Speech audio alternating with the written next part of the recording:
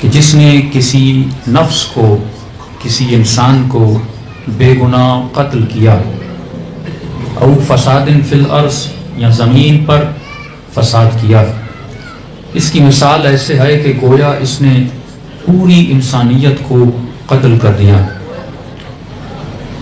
کچھ چیزیں تھیوریکل ہوتی ہیں، کچھ چیزیں پریکٹیکل ہوتی ہیں۔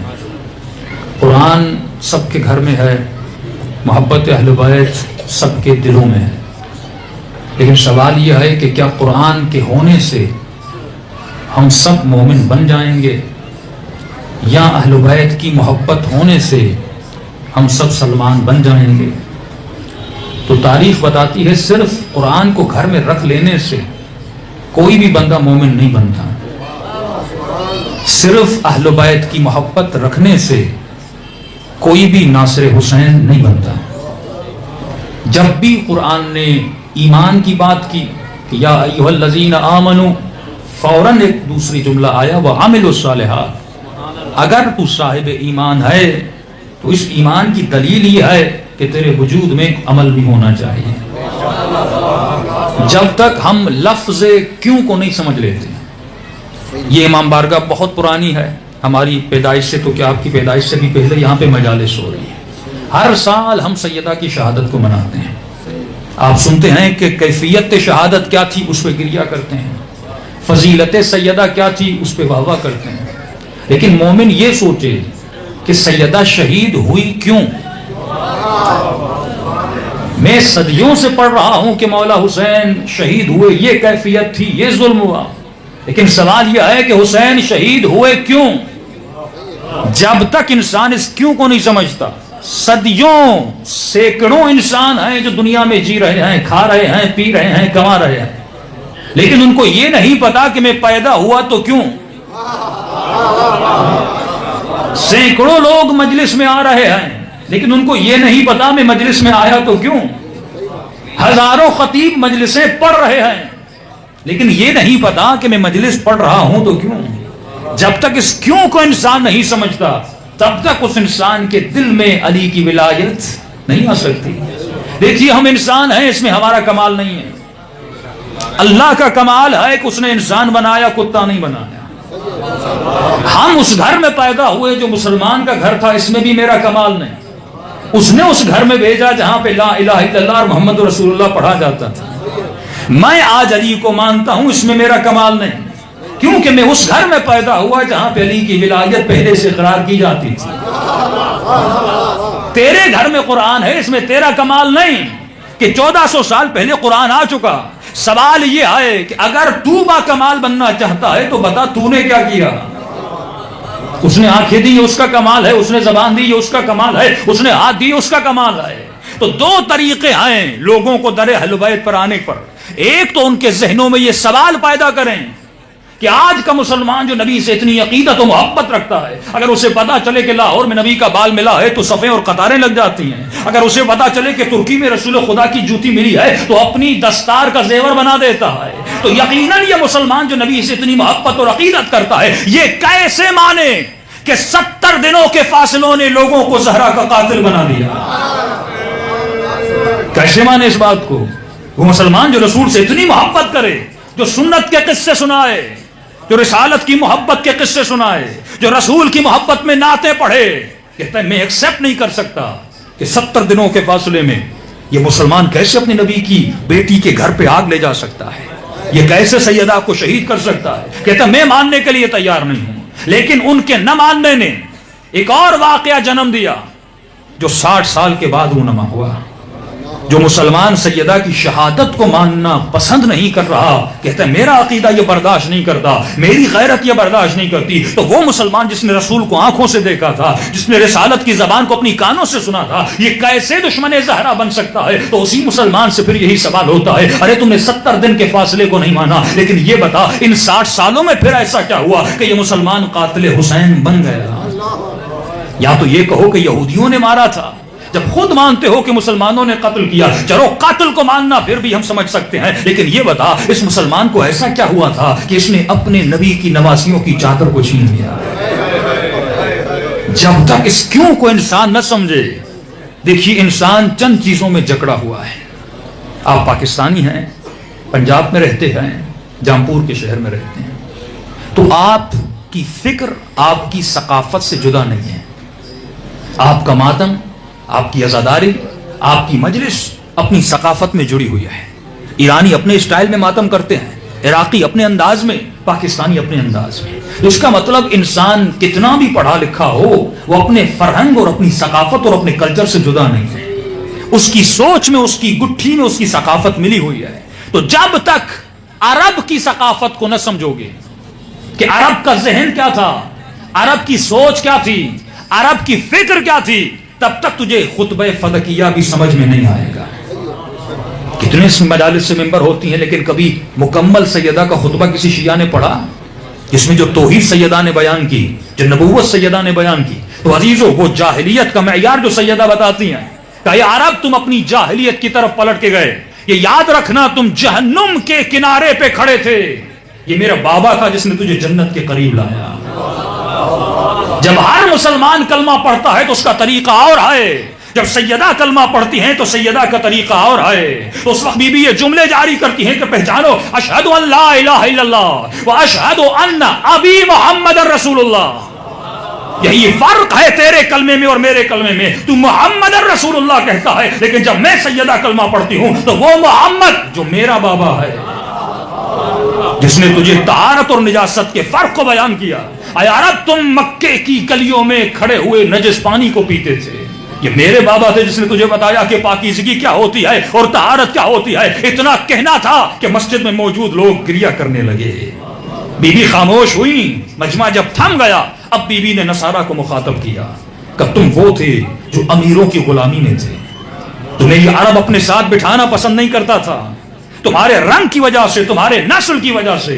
لیکن میرا بابا تھا جس نے بلال جیسے حبشی کو جو غلام تھا اسے صف اول میں بٹھا دیا، جس سے عرب بات کرنا گوارا نہیں کرتا تھا. تم ذلیل تھے، تم خار تھے، تم اذل تھے. یہ میرا بابا تھا جس نے تجھے عزت عطا کی، جس نے تجھے بلند کیا، جس نے تم جیسوں کو مؤذن بنایا، یعنی تمہارے وقار کو بڑھا دیا، تمہارے معیار کو بڑھا دیا، جس نے انسانیت کا درس دیا. اس وقت فرماتی ہیں اگر معاشرہ، تین چیزیں بیان کروں گا، چیزیں بہت ہیں. فرماتی ہے اگر معاشرے میں رسول کو اتحاد کو پیدا کرنا تھا، اس نے ہم اہل بیت میں سے امامت کو چنا تاکہ تمہارے وجود میں تفرقہ پیدا نہ ہو جائے. لیکن بی بی فرماتی ہیں بالاسف، یہ زہرا جملے فرما رہی ہیں، فرماتی ہے لیکن افسوس سے میرے بابا نے بنو ہاشم سے امامت کو چنا تاکہ تم متحد رہو، تم میں تفرقہ نہ ہو. لیکن بھی فرماتی ہیں افسوس سے یہ تفرقہ ہو چکا کیونکہ زہرا دربار میں کھڑی ہے. یہ تفرقہ ہو چکا. یہ سیدہ کی پیشگوئی تھی کہ 73 فرقوں میں امت بٹی کیونکہ امت علی سے ہٹی. جب ولایت سے ہٹی تو اس امت میں تفرقہ پھیلا. اس وقت بھی جملے فرماتی ہیں کہ اے عرب، تم اپنی جاہلیت کی طرف پلٹ کے چلے گئے. میرے بابا کی 70 دنوں کی دوری نے تمہیں جاہلیت کی طرف پلٹا دیا. عرب کی جاہلیت کیا تھی؟ عرب کی ثقافت کیا تھی؟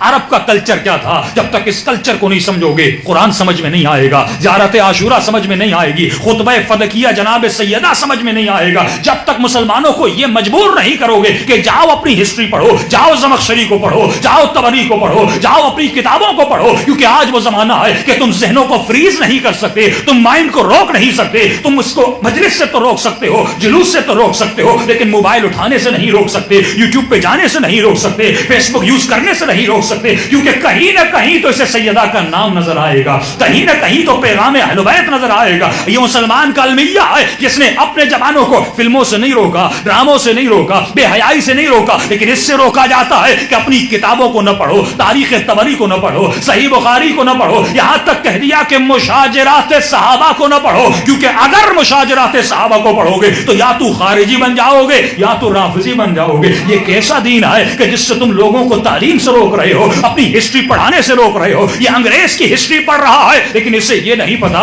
کہ میرے نبی جب دنیا سے گئے تھے تو وہاں پہ کیا عالم ہوا تھا، نبی کی بیٹی کے گھر کے ساتھ کیا ہوا تھا، سیدہ کے ساتھ کیا ہوا تھا. تو آج ضرورت اس بات کی ہے کہ مناظرہ تو پڑھا جائے لیکن وہ مناظرہ نہیں جس میں بس واہ واہ ہو، لوگوں کی دل آزاری ہو. وہ مناظرہ جو علمی مناظرہ ہو، کتابیں ان کی ہو، دلیل آپ کی ہو. پھر اگر گالی بھی دی جائے گی تو سامنے اپنی ہی کتاب ہے، یعنی اپنا منہ اور اپنا ہی ہاتھ ہے.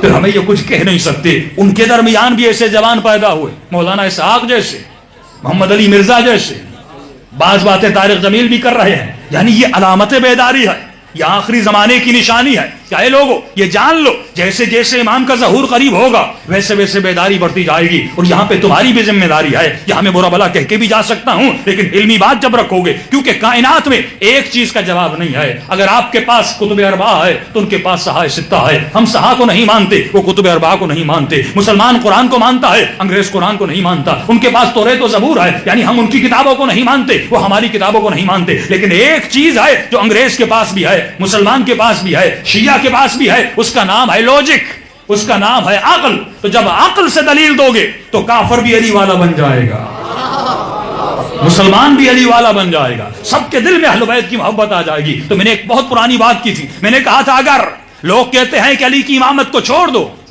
آپ کہیں ہم چھوڑنے کے لیے تیار ہیں، لیکن ہماری ایک سوال ہے اس کو پورا کر دو، ہم آج کے بعد علی کو امام نہیں مانیں گے، لیکن عقل کا تقاضا ہے اگر کسی بہتر کو چھوڑ رہے ہو تو اس سے بہتر کو مانو۔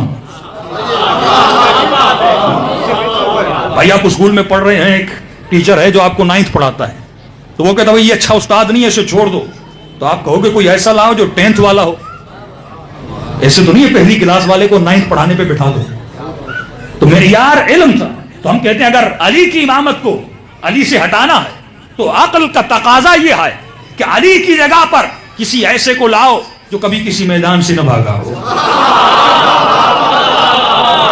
یہ عقل کا تقاضا ہے۔ علی کی جگہ پر کسی ایسے کو لاؤ جس نے علی کی طرح سلونی کا دعویٰ کیا ہو، علی کی جگہ پر کسی ایسے کو لاؤ جو کبھی کسی جگہ پہ رویا نہ ہو۔ ہم ایسے کو امام کیسے مانے جو ڈر کے رو پڑے؟ ہم ایسے کو امام کیسے مانے جس سے سوال کیا جائے اور وہ یہ کہے کہ مجھ سے زیادہ میری بیٹی مسائل کو جانتی ہے؟ یہ تو عقل کا تقاضا ہے، عقل کہتی ہے کہ عالم کے پیچھے فاسألوا اہل الذکر ان کنتم لا تعلمون، اگر تجھے پتا نہیں تو جب تک مومن یہ جانے گا نہیں کہ عرب کی ثقافت کیا تھی۔ چند اشارے کروں سیدہ کے خطبے سے، یہ فرماتے تم اپنی جاہلیت کی طرف پلٹ کے چلے گئے۔ یہ جاہلیت کیا تھی؟ یہ عرب کی ثقافت تھی، وہ عرب جو بیٹی کو عزت نہیں دیتا تھا، وہ عرب جو بیٹیوں کو زندہ دفن کیا کرتا تھا، جب اس کے گھر میں بیٹی پیدا ہوتی تھی وہ ندامت کے مارے اپنے چہرے کو چھپاتا تھا کہیں کسی کو پتا نہ چل جائے کہ میرے گھر میں بیٹی پیدا ہوئی ہے۔ اسی عرب کے معاشرے میں، اسی عرب کی ثقافت کو محمد نے کیسے توڑا کہ جو بیٹی کو دیکھ کر شرمندگی محسوس کرتا تھا، اسی محمد کے سامنے جب اس کی بیٹی آتی ہے تو احترام میں کھڑے ہو جاتے ہیں۔ یہ عزت دی رسول نے بیٹیوں کو، یہ عزت دی رسول نے خواتین کو۔ وہ عرب جو خواتین کو عزت نہیں دیتا تھا، اس وقت رسول نے فرمایا کہ اگر کوئی سیدۃ النساء العالمین ہے تو فاطمہ ہے۔ یہ عزت ہے۔ عرب بیٹوں پہ افتخار کیا کرتا تھا، فخر فروشی کیا کرتا تھا اپنے بیٹوں پر، لیکن اللہ نے اگر محمد کی نسل کو بڑھایا تو اس کی بیٹی سے بڑھایا۔ یہ رسل کو توڑا جا رہا ہے۔ عرب فخر کرتا تھا ابطال عرب پر، بطل پر، اپنے بہادروں پر۔ اگر پڑ سے پڑ دادا بہت بڑا بہادر تھا اور کسی نے کسی کو ہرایا تھا تو پوتا کہتا تھا میرے دادا نے یہ کیا، فخر کرتے تھے اپنے داداؤں پر۔ اور اسی عرب کا بہادر ہے عمرو بن عبدود۔ عرب میں دو چیزیں، ابطال عرب پہ فخر کرتے تھے، شیخوخیت یعنی عمر بڑی ہو، 50 سال کا ہو، 40 سال کا ہو، تبھی رسول خدا 40 سال کے بعد نبوت کا اعلان کر رہے ہیں، کیونکہ اگر جوانی میں کرتے کوئی نہ مانتا، اور 13 سال تک کرتے رہے لیکن پھر بھی مکے والوں نے نہیں مانا۔ جب 50 کو کراس کیا کہا اس میں صلاحیت ہے، میں سے نبی ماننے کے لیے تیار ہیں۔ تو عرب کا بہادر بھی بوڑھا تھا، عمرو بن عبدود، اس کے مقابلے میں کسی بوڑھے کو نہیں بھیجا گیا۔ عرب جوان کو اہمیت نہیں دیتا تھا، رسول نے علی کے جوان کو بھیجا کہ جب جاتے ہیں میرے مولا تو اس وقت عمرو کہتا ہے کہ میں تمہارے بابا کو جانتا تھا، عمر وہی ہے۔ فرمایا ابطال عرب کہ اس وقت کہتا ہے محمد یہ میری بے عزتی ہے کہ مجھے مارنے کے لیے کوئی جوان آ رہا ہے، اگر مجھے مروانا بھی ہے تو کسی بوڑھے کے ہاتھوں مرواؤ۔ لیکن محمد کے پاس کوئی ایسا بوڑھا نہیں تھا جس میں وہ بہادری ہو جو علی کی جوانی میں بہادری تھی۔ فرماتے اگر یہ مقابلہ 10 منٹ چلتا تو پھر بھی عمر کی اس میں عزت تھی، لیکن یہ مقابلہ چند ہی دیر میں ختم ہو گیا، کیونکہ نبی کہہ چکے تھے آج کل ایمان कुल्ले कुफ्र के मुकाबले में जा रहा है। लेकिन जब अमर को मेरे मौला ने जमीन पर गिराया, सर को कलम किया, जब उसकी बहन अपने भाई के जनाजे पर आती है तो उस वक्त एक जुमला कहती है, क्योंकि अरब जाहिलियत में था, जब कोई बहादुर किसी बहादुर को गिराता था उसका सर भी कलम करता था, उसके बदन से जरा भी उतारता था, उसके बदन को मुसला भी करता था, कानों को काटा जाता था, नाक को काटा जाता था। वही काम जो हिंदे जिगरखार ने जनाबे हमजा के साथ किया था। ये रस्म अरब जाहिलियत थी, लेकिन अली ने उसकी जरा नहीं उतारी, अली ने उसको मुसला नहीं किया, ऐसे ही छोड़ के चले गए। और मौला ने बताया कि मुसलमान और होता है, जाहिल और होता है। जब उसकी बहन उसके जनाजे पर आती है तो भाई पर गिरिया करके कहती है, आए अमर तू बड़ा खुश नसीब है, क्योंकि तुझे कत्ल करने वाला बड़ा शरीफ था, जिसने तुम्हारे जनाजे के साथ बेहतरामी नहीं की, जिसने तुम्हारे जनाजे को वैसे रखा। ये रस्म थी जिसको अहले बैत तोड़ रहे थे। नबी का काम था तंजील, नबी का काम था मुसलमान बनाना, कुरान को नाजिल करना। अहले बैत का काम था इस इस्लाम को ईमान तक लाना, इस तंजील की तावील करना, इसकी तफसील करना। लेकिन उम्मत ने ये होने नहीं दिया। जब तक अरब की जाहिलियत को नहीं समझा जाएगा कि अरब का मुआशरा, अरब की सकाफत क्या थी, तब तक आपको समझ नहीं आएगा कि ये क्यों कातिल अली बने, ये क्यों कातिल हुसैन बने, इन्होंने क्यों अपनी नबी की बेटी के साथ इतना जुल्म किया। सल्लल्लाहु अलैहि मोहम्मद व आले मोहम्मद।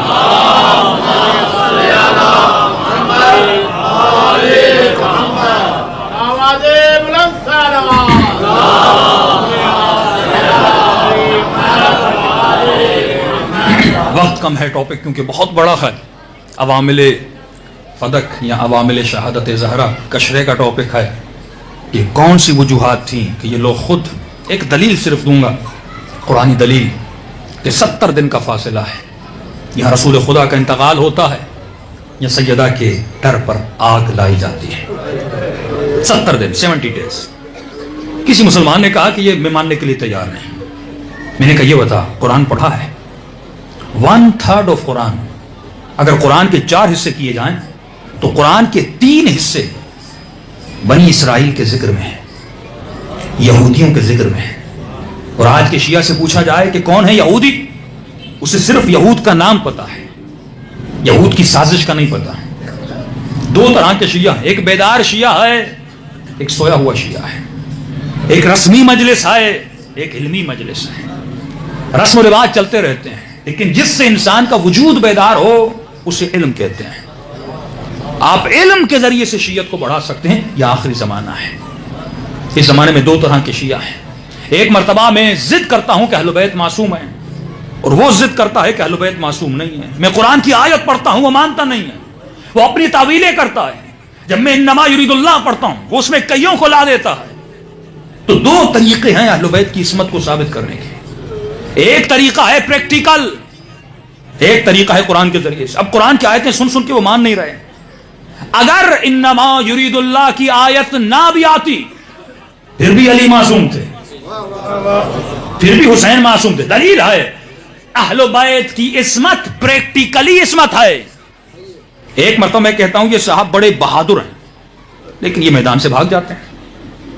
एक मरतबा मैं कहता नहीं, लेकिन ये मैदान में टिके रहते हैं। हमारे अहले बैत के जितने भी लक़ब हैं हमने नहीं दिए, लोगों ने दिए। ये कमाल अहले बैत है। सैयदुल साजिदीन का लक़ब क्या है? नाम अली है, लक़ब है ज़ैनुल आबिदीन, यानी इबादत करने वालों की जीनत। यानी सैयदुल साजिदीन प्रैक्टिकली आबिद हैं, लोगों ने नहीं बढ़ाया। उन्होंने इबादत करते हुए देखा, कहा ये सैयदुल साजिदीन है। 5वें इमाम का लक़ब है मोहम्मद बाक़िर, बाक़िरुल उलूम, नाम मोहम्मद है, लक़ब बाक़िरुल उलूम है। शियों ने नहीं दिया, लोगों ने उसके इल्म को देखा, कहा यह बाक़िरुल उलूम है। मक्के वाले मुस्तफ़ा को मानते नहीं हैं, किरदार को देखा, कहा यह अमीन है। अगर कहे पहाड़ के पीछे लश्कर है, हम इसकी जबान पर यकीन करेंगे, क्योंकि हमने कभी झूठ बोलते हुए नहीं देखा। 6ठे इमाम का लक़ब है सादिक, नाम जाफर है। सादिक मतलब सच्चा, हमने कहा सच्चे हैं नहीं, लोगों ने कहा सच्चे हैं। अब फर्क शिया और मुस्लिम बता रहा हूं। शिया सिर्फ सादिक कहता नहीं है, सादिक मानता भी है। मैंने अपने किसी अहले सुन्नत के भाई को कहा कि मैंने कहा आप इमाम जाफर सादिक को सादिक मानते हो? कहा लोगों ने लक़ब दिया था, सच्चे थे। मैंने कहा अच्छा एक बात बताओ, रमजान का महीना आता है, टीवी पे अजान का वक्त बताया जाता है, यहां लिखा जाता है फ़िक़्ह जाफरिया, यहां लिखा जाता है फ़िक़्ह हनफिया। ये टाइम है इमाम जाफर सादिक का।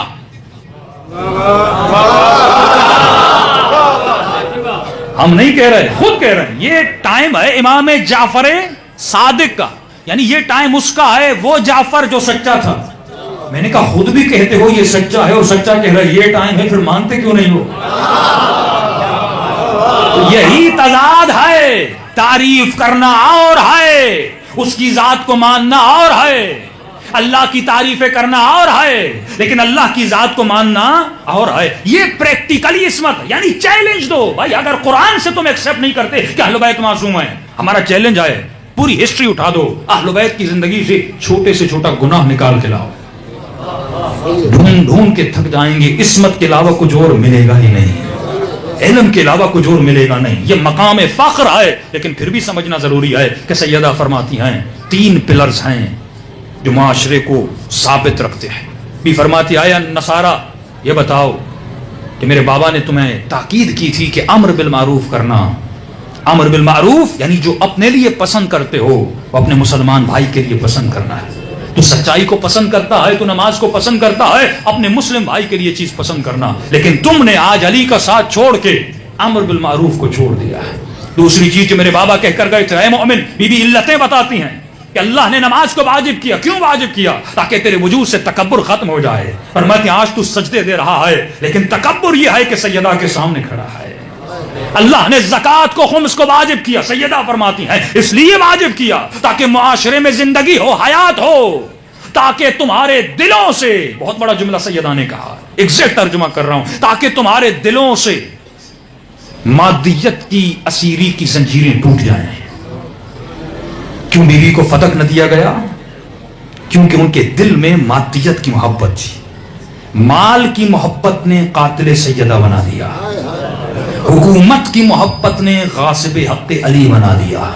یہ فرماتی زنجیروں سے آزاد ہو جاؤ۔ تو عزیزو اب جب زیارت عاشورہ پڑھتے ہو تو آپ کو سمجھ آتا ہے کہ عرب جاہلیت کیا تھا، کہ مولا نے اسے مارا لیکن بدن سے زرہ نہیں اتاری۔ اب امام زمانہ فرماتے میرا سلام ہو میرے اس دادا حسین پر جس کے بدن پہ زرہ بھی نہ رہنے دی، علی الابدان العریان، میرا سلام ہو اس بدن پر، یہاں تک کہ جو آخری کرتا تھا جو زہرا نے ہاتھوں سے سیا تھا اس عرب نے وہ بھی اتار دیا۔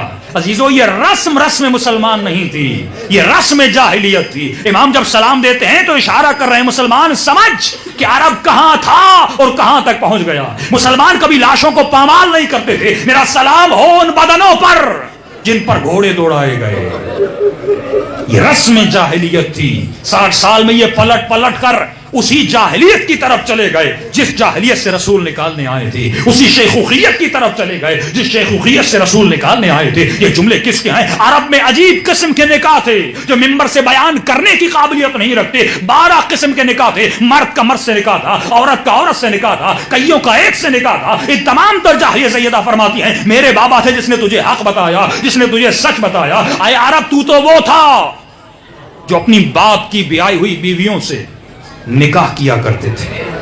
میرے بابا تھے جس نے تجھے حلال و حرام کا بتایا، اس نے تجھے صراط مستقیم کا راستہ دکھایا۔ اب جملہ زیارت عاشورہ سمجھ آتا ہے، میرا سلام ہو اہل بیت وہ ہیں بارحام المطہرہ لم تنجسک الجاہلیہ بانجاسہا۔ اہل بیت فرماتے ہم وہ ہیں کہ ہمیں جاہلیت کی نجاست نے مس تک نہیں کیا۔ ہم ان شکموں سے پیدا ہوئے، ان رحموں سے پیدا ہوئے جس رحم نے کبھی نجاست کو دیکھا نہیں، لیکن تم وہ تھے کہ جو جاہلیت میں پیدا ہوا، تمہارے نکاحوں کا بھی پتہ نہیں تھا کہ صحیح تھے یا غلط تھے۔ یہ کون ہے؟ یہ اہل بیت تھے، یہ بنو ہاشم کا قبیلہ تھا جس نے تجھے حق کی پہچان بتائی، جس نے تجھے باطل کی پہچان بتائی۔ لیکن یہی مسلمان جب اپنی عصبیت کی طرف پلٹ کے چلا گیا، جب اپنی جاہلیت کی طرف پلٹ کے چلا گیا، اور اس کا سب سے بڑا عنصر تھا جو سیدہ فرماتی ہیں اللہ نے تم پر زکوٰۃ کو اس لیے واجب کیا تاکہ تم مادیت کی زنجیروں سے آزاد ہو جائے۔ آج اہل بیت کے چاہنے والے اگر واقعاً سیدہ کے اس خطبے پہ عمل کرنا چاہتے ہیں، خود کو ان زنجیروں سے آزاد کریں۔ مال بنانا گناہ نہیں ہے، بزنس کرنا گناہ نہیں ہے۔ فرماتے ہیں شیعہ کو نہ گڈ ہونا چاہیے نہ بیٹر ہونا چاہیے، بلکہ امام فرماتے ہیں شیعہ بیسٹ ہوتا ہے۔ مولوی بنے تو بیسٹ، بزنس مین بنے تو بیسٹ، اسٹوڈنٹ ہے تو اپنی پڑھائی میں بیسٹ ہو، لیکن فرماتے ہیں کبھی بھی اس کی زنجیروں میں خود کو مت جکڑنا۔ اللہ نے جو واجب کیا وہ اس لیے کیا، اس امت نے واجب کا انکار کیا اور حرام کے پیچھے چلے گئے۔ جب سیدہ یہ جملے کہہ رہی تھی تو پورا دربار رو رہا تھا، فرمایا آئے ابن ابی قحافہ، تو اپنے باپ کا وارث بن سکتا ہے، میں اپنے باپ کی وارث کیوں نہیں بن سکتی؟ یہ بتا کیا تمہارا دین اور ہے یا میرا دین اور ہے؟ یا یہ بتا قرآن کی کوئی نئی آیت آئی ہے جو تو نے سنی لیکن میرے بابا نے نہیں سنی؟ دو ہی صورتوں میں اپنے بابا کی وارث نہیں بن سکتی. ایک صورت یہ ہے کہ نئی آیت آئی ہے جس نے پچھلے حکم کو ضائع کر دیا، ایسی کوئی آیت بھی نہیں آئی. دوسری صورت یہ ہے تو میرے باپ کو مسلمان سمجھتا ہے لیکن سیدہ کو مسلمان نہیں سمجھتا. کیا میرا دین میرے بابا کے دین سے الگ ہے؟ اگر مصطفیٰ کا دین اسلام تھا اور میرا دین اسلام ہے، میں کیوں وارث نہیں بن سکتی؟ کہ اس کا مطلب یہ ہے تم کلم کلا قرآن کی جنگ کی طرف جا رہے ہو. جو قرآن تمہارے گھروں میں آیا تم اس قرآن کے مقابلے میں جا رہے ہو. اس وقت بھی فرماتی ہیں اللہ نے قرآن و اہل بیت کو بھیجا تاکہ تم متحد رہو، لیکن تم تفرقے میں گر گئے. فرماتی ہیں اب میں یہ فیصلہ قیامت پہ چھوڑتی ہوں. قیامت کی آگ بتائے گی کہ کس نے قرآن پہ عمل کیا تھا اور کس نے قرآن کی آیتوں کو پامال کیا تھا. یہ کہہ کر سیدہ دربار سے واپس چلی جاتی ہے. کسی مومن نے سوال کیا کہ مولانا کربلا میں انسان تھے؟ میں نے کہا انسان تھے. کافر انسان اتنا ظالم کیسے ہو سکتا ہے؟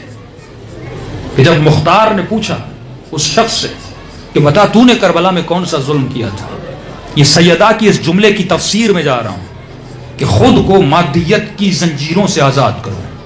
جب دین کسی چیز کو واجب کرتا ہے تو آپ کو زنجیر سے چھٹکارا دینا چاہتا ہے. کروڑ پتی بننا ہے بنو، لیکن جب واجب دینی آ جائے تو اس پیسے میں اپنی زنجیر کو مت جوڑنا.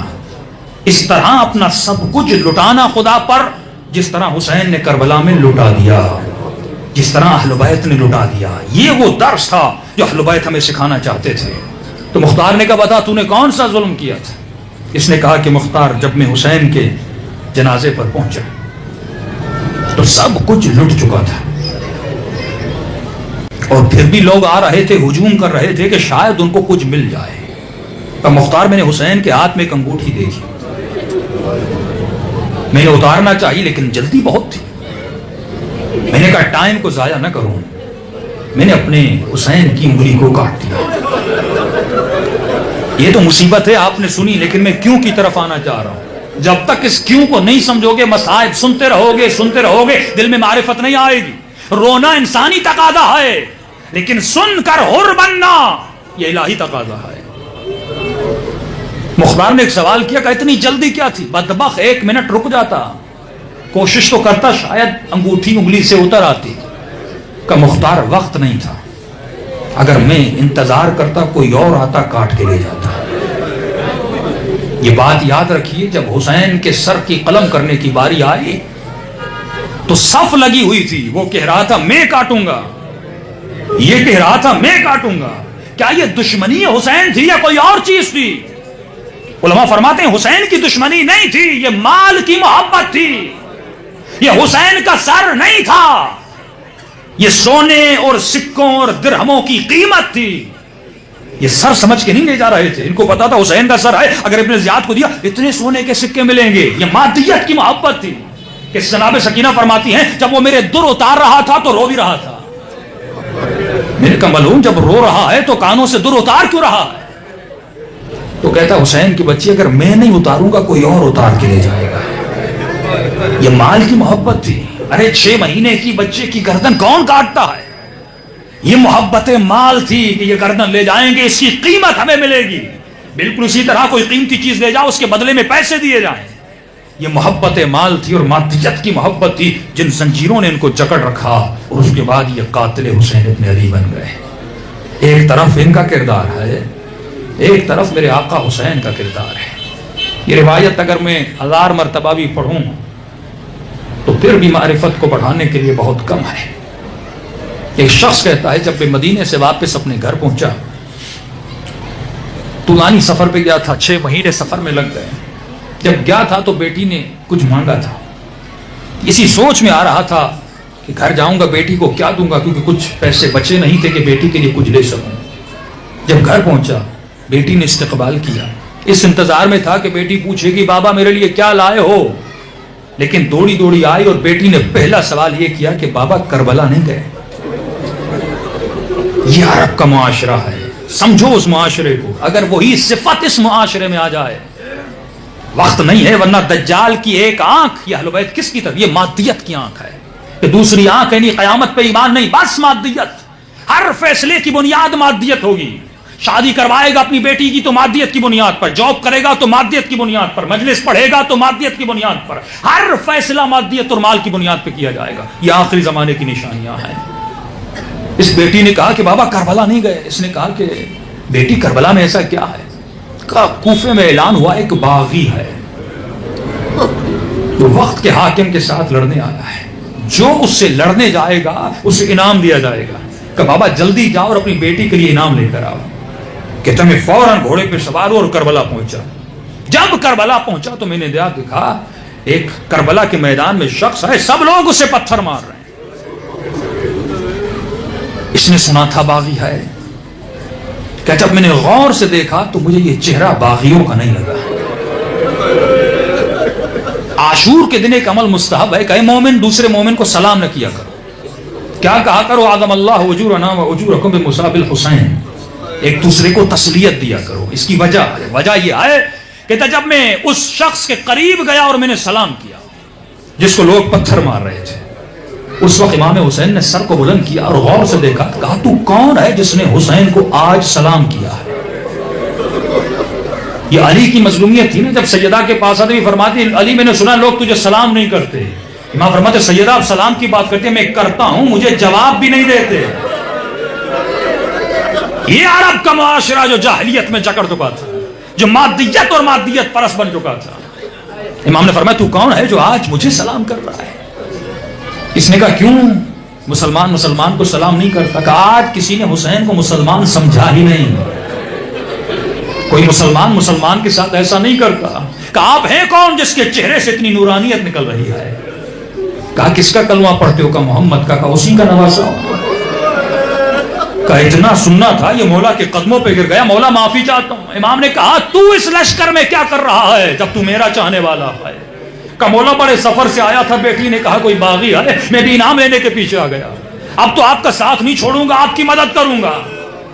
چند لمحے امام نے انتظار کیا اور اس کے بعد فرمایا جتنا جلدی ہو سکے دور ہو جا کر بلا سے.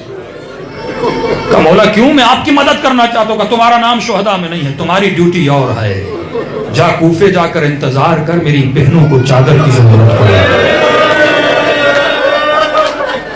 پھر امام نے کہا جلدی دور ہو جا. فوراً کہتا مولا اتنی جلدی کیا ہے، تھوڑا دیدار تو کرنے دیجئے. کہتا نہیں، اگر میں نے حل من ناصرین کی آواز دی اور تو حدود کربلا میں رہا پھر مدد کرنا واجب ہو جائے گا. جلدی نکل جا. کہتا میں جلدی واپس لوٹا، ابھی تھوڑا دور ہی ہوا تھا، پیچھے سے آواز آئی ذرا میرے قریب تو آ. واللہ یہ شفقت حسین اور اہل بیت کی شفقت کے لیے جملہ کافی ہے. اگر انسان سن کے اہل بیت کی محبت و معرفت میں، اس محبت میں انسان ڈوب سکتا ہے. امام نے کہا ذرا میرے قریب آ. جب قریب آیا امام نے کہا تیری ایک 4 سالہ بیٹی ہے. کہاں مولا؟ کہ جب تو سفر پہ گیا تھا تو بیٹی نے کچھ مانگا تھا، آج جب تو گھر گیا تو خالی ہاتھ کیا؟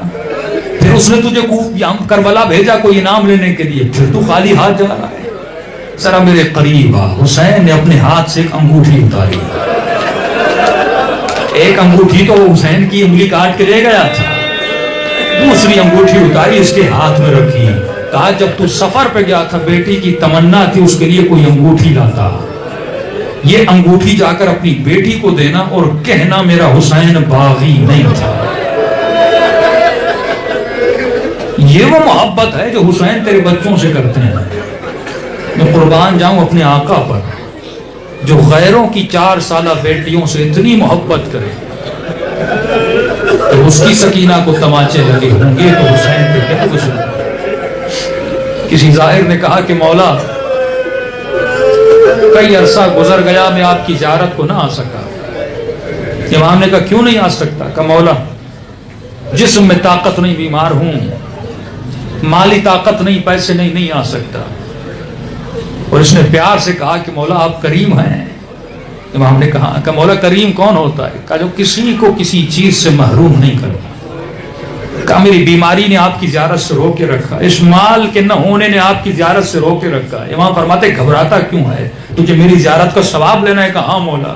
کہا خلوص سے دل سے اپنا چہرہ میری کربلا کی طرف کر. اور اپنے گھر میں بیٹھ کر مجھ حسین کو ایک سلام کر کہ مولا ثواب مل جائے گا اور مرنے کے بعد لکھا جائے گا اس نے حسین کی زیارت کی. کا ایک نشانی ہے اگر وہ آ جائے تو سمجھنا حسین کی زیارت کا ثواب مل گیا. اکثر مومنین کہتے ہیں مولانا ہم کربلا گئے وہاں بھی کیسے پتا چلے کہ حسین نے ہمارے آنے کو قبول کیا؟ یہ نشانی ہے. اگر یہ نشانی کسی کے وجود میں ہو تو سمجھ جائے کہ حسین نے اس کے سلام کا جواب بھی دے دیا. کہ مولا کون سی کا جب سلام کرو اور کرنے کے بعد اگر دل ٹوٹ جائے اور ٹوٹنے کے بعد نہ چاہتے ہوئے آنکھوں سے آنسو آ جائیں تو کہ مومن یقین کرنا یہ تیرے آنسو نہیں ہے، یہ حسین کا سلام ہے جو آنسوؤں کی صورت میں آ رہا ہے. ان کے ایک عالم نے امام زمانہ کو خواب میں دیکھا کہ مولا آپ کریم ہیں کہ ہم کریم ہیں. کہ مولا یہ کیسے کریم ہوئے کہ ہم ہر معصوم کی زیارت کرنے کا ثواب حاصل کر رہے ہیں لیکن ایک قبر ایسی ہے جس کی زیارت سے پورے شیعہ محروم ہیں. مولا مر جائیں گے لیکن ہمیں اعمال میں قبر زہرا کی زیارت کا ثواب نہیں ہوگا. امام نے کہا قبر کو چھپایا مصلحت تھی لیکن اے میرے شیعہ ہم کریم ہیں تجھے ثواب سے کم محروم کیا. تو قبر زہرا کا ثواب دنیا میں لے سکتا ہے. کہ مولا کہا کہ جسے فاطمہ کی قبر کا زیارت کا ثواب لینا ہے وہ ام معصومہ کی زیارت کر. ہم کریم ہیں کبھی تجھے ثواب سے محروم نہیں کرتے. بہت وقت کم رہ گیا ہے، دلوں کو کربلا لے جائیں، چند سلام کریں اپنے آقا حسین کو، کیونکہ محرم میں سکینہ کی یتیمی کے دن ہوتے ہیں. ان دنوں میں اپنے آقا حسین کی یتیمی کے دن ہے، سیدہ زینب کی یتیمی کے دن ہے، آج امام زمانہ کی یتیمی کا دن ہے. وہ میرے مولا جو فرماتے ہیں اے شیعو تو پانی روتا ہے تیرا مولا خون روتا ہے. کہا تو سن کے روتا ہے تیرا امام دیکھ دیکھ کے روتا ہے. آج اس مولا کو پرسہ دینا ہے اور یہ دعا کرنی ہے. دو طاقتیں شیعوں کے پاس ہیں دو آنسوؤں کی صورت میں. ایک آنسو جو مصیبت حسین پہ گرایا جاتا ہے، دوسرا آنسو جو غور والا آنسو ہے جو توبہ. یہ جب یہ دو آنسو ملتے ہیں تو معصوم فرماتے ہیں ایک آنسو جہنم کی آگ کو بجھا دیتا ہے. تبھی فرمایا قیامت کے دن ہر آنکھ روئے گی کبھی دو آنکھیں نہیں روئیں گی. ایک وہ آنکھ جو حسین پہ رویا کرتی تھی، ایک وہ آنکھ جو اپنے گناہوں پہ رویا کرتی تھی. اور عجیب لذت ہے اس گریے میں. انسان دنیا کے کسی گریے کو پسند نہیں کرتا. کوئی بیٹا نہیں کہے گا باپ مر جائے تو میں روؤں، کوئی بیٹی نہیں کہے گی کہ ماں مر جائے میں روؤں. اگر خدا نہ خواستہ باپ کا انتقال بھی ہو گیا اس گریے میں اذیت ہے اور بار بار رونا نہیں چاہتا. لیکن دنیا کا واحد گریہ ہے جو انسان جتنا بھی حسین پر کرے دل بھرتا ہی نہیں ہے. اس گریے میں سکون ہے. یہ دنیا کی سب سے بڑی میڈیٹیشن ہے. تو دلوں کو کربلا لے جائیں اور چند لمحوں کے لیے جسم تو یہاں ہے پر آپ کی روح کربلا جانی چاہیے اور سلام کریں اور پرسہ دیں اپنے آقا امام زمانہ کو. سب مل کے سلام کریں اپنے آقا کو. السلام علی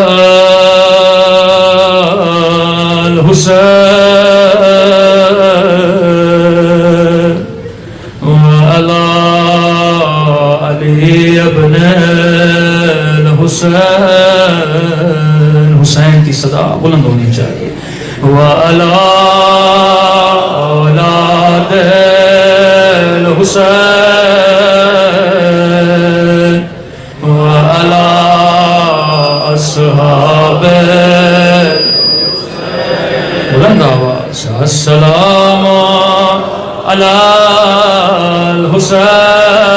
الحسین وعلی علی ابن الحسین وعلی اولاد وعلی اصحاب. سب مل کے بلند آواز سے السلام علی الحسین وعلی علی ابن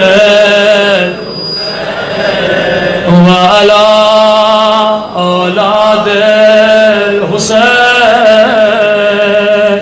وعلی اصحاب. میرا سلام ہو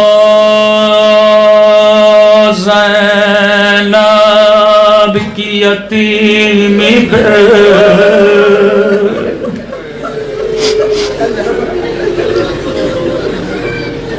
میرا سلام ہو مدینے کی گلی میں جلتے ہوئے دروازے پہ میرا سلام ہو ٹوٹے ہوئے پہلو پہ۔ امام رضا فرماتے ہیں عائشیو چھوٹی چھوٹی باتوں کے لیے ہمیں ہماری دادی کا واسطہ نہ دیا کرو۔ ہم ہر مصیبت برداشت کر سکتے ہیں پر پسلیوں کا ٹوٹنا ہم برداشت نہیں کر سکتے۔ امام حسن کا صحابی کہتے مولا حسن جب بھی مسجد جاتے تھے مسجد کی طرف دو راستے جاتے تھے، ایک راستہ بڑا قریب تھا ایک راستہ دور تھا، لیکن حسن جب بھی جاتے تو دور والے راستے سے جاتے تھے۔ کہا مولا آج یہ راستہ قریب ہے، امام حسن کی آنکھوں سے آنسو بہے۔ فرمایا اس راستے میں اس ملعون کا گھر ہے جس نے اماں کی پہلو پہ دروازہ گرایا تھا۔ مولا حسن میں آپ کی مظلومیت پہ قربان، آپ اس کا چہرہ بھی دیکھنا نہیں چاہتے، لیکن میں قربان زین العابدین پہ جس نے اپنی آنکھوں سے اس ظالم کو تماچے مارتے ہوئے دیکھا۔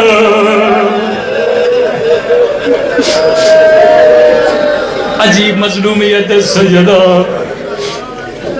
ایک نبی کا صحابی کہتا رسول کا انتقال ہوا میں مدینے پہنچا، عرب کی رسم تھی جس گھر میں انتقال ہوتا تھا کئی دنوں تک اس گھر میں کوئی کھانا نہیں بناتا تھا۔ میں نے دور سے دیکھا نبی کی بیٹی کے گھر سے دھواں نکل رہا، کہتا میں نے دل میں کہا نبی کی بیٹی نے باپ کا غم نہیں منایا، ارے اتنی جلدی چولہا جلا دیا۔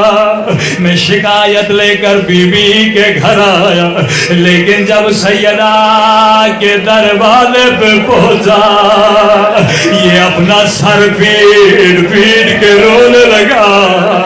اس نے کہا یہ دعا چولہا جلنے کا نہیں ہے، اور یہ دعا زہرا کے گھر کے جلنے کا دعا۔ بہت سارے لوگوں کو بی بی کی مظلومیت کا پتہ نہیں تھا۔ کئی دنوں کے بعد بلال گھر پہ آیا، دروازے پہ دستک دی، یہاں فضا در پہ آئے۔ بلال نے کہا فضا یہ در پہ جلنے کے آثار کیسے؟ فضا نے کہا بلال میں اجڑ گئے، بلال تیرا مولا مظلوم ہو گیا۔ بلال نے کہا فضا ایسا کیا ہوا؟ اب فضا ڈائریکٹ نہیں بتانا چاہتی۔ کہا بلال تجھے یاد ہے جب تجھے کافروں نے اسیر کیا تھا؟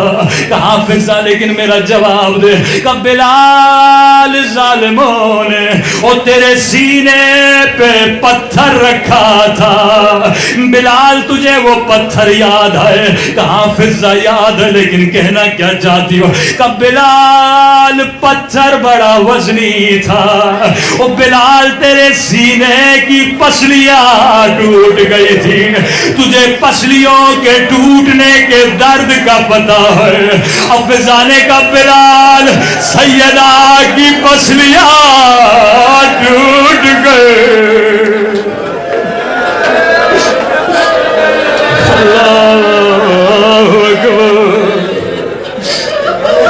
تاریخ میں دو بیویاں ایسی جن کی شہادت بڑی ملتی ہے، ایک کا نام فاطمہ ہے، دوسری بیوی کا نام سکینہ ہے۔ یہ بی بی بھی بابا کے بعد رو رو کے دنیا سے چلی گئی، سکینہ بھی بابا کے بعد رو رو کے دنیا سے چلی گئی، اس بی بی کے پہلو کو بھی توڑا گیا، سالم نے سکینہ کی کمر کو بھی جھکا لیا۔ جب بی بی کا غسل پہلے علی دے رہے تھے، اسماء فرماتی علی کی چیخیں بلند ہوئی، میں نے کہا مولا بلند بلند آواز سے کیوں رو رہے ہیں؟ فرمایا اسماء میں نے وہ کالے نشان دیکھ لیے اور جو زہرا مجھ سے چھپا رہی تھی، جب کربلا کے علی نے وہ زندان شام میں غسالہ نے کہا مولا وہ پہلو پہ کالے نشان کیسے؟ یہ شمر کے تازیانے تھے۔ اس لیے امام زمانہ فرماتے ہیں جب بھی میرے ظہور کی دعا کرو دو بیویوں کا واسطہ دیا کرو، ان میں سے ایک بیوی جناب سکینہ ہے۔ کسی نے کہا مولا سجاد آپ سب سے زیادہ کہاں پہ روئے؟ عجیب جملہ، روایت بڑی سخت ہے، مغرب کا وقت قریب ہے اور یہ دعا کی قبولیت کا وقت ہے۔ امام سجاد رو کے کہنے لگے شام کا دربار، کہ مولا شام کے دربار میں ایسا کیا ہوا تھا؟ رو کر کہا ایک رسی میں 18 گردن تھی، قدیمی مومنوں میں بس اشارہ کروں گا، رونا تیرا کام ہے۔ عزیزو جب 18 لوگوں، کسی کا قد بڑا کسی کا قد چھوٹا، تبھی امام سجاد فرماتے ہیں جب میں اپنی کمر کو سیدھا کرتا تھا یہاں باقر کی آواز آتی تھی بابا گلا گھٹ رہا ہے۔ ساری بیویاں دربار میں کھڑی تھی، اتنے میں یزید دربار میں آیا، اپنے تخت پہ بیٹھا۔ کلہ جانے شمر نے یزید کے کانوں میں کیا کہا؟ شاید کہا یزید ایک بچی ہے جو پورے سفر میں بابا بابا کر کے رو رہی ہے، اگر اجازت ہو اسے بابا کا سر دیا جائے۔ ملعون نے فوراً پوچھا وہ بچی کون ہے؟ شمر نے اشارہ کیا ایک 4 سالہ بچی کی طرف۔ یزید نے سوال کیا بچی تیرا نام کیا ہے؟ بس آخری جملہ زحمت تمام۔ امام سجاد فرماتے ہیں یا سکینہ کے ہونٹ ہلے پر آواز نہیں نکلی۔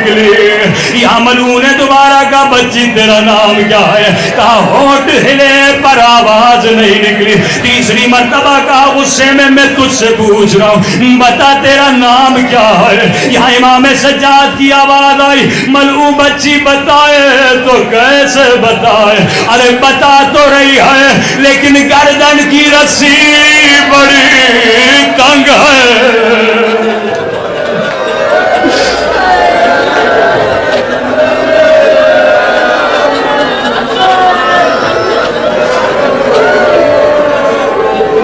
ملعون نے سوال کیا ہے بچی کہ تجھے بھوک لگی ہے؟ سکینہ نے سجاد کو دیکھا کہ بھیا اجازت اس کے بات کروں گا، اجازت کہ میرے قریب آ میں تجھے کھجور دوں گا۔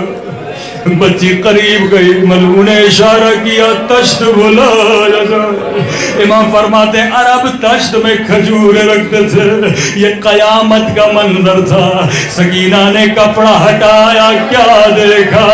ایک کٹی ہوئی گردن ہے، گردن کو سینے سے لگایا۔ او میرے 3 دن کے پیاسے بابا، او بابا شمر نے مجھے تماچے مارے، او بابا مجھے تازیاں مارے۔ پروردگارا بحق سیدہ اولاد سیدہ وقت مغرب ہے، ہم سب کی دعا ہمارے مولا اور آقا امام زمانہ کا ظہور فرما دے، ہم سب کو مولا کے آبان و انصار میں شریک فرما دے، ہم سب کے صغیرہ کبیرہ گناہ معاف فرما۔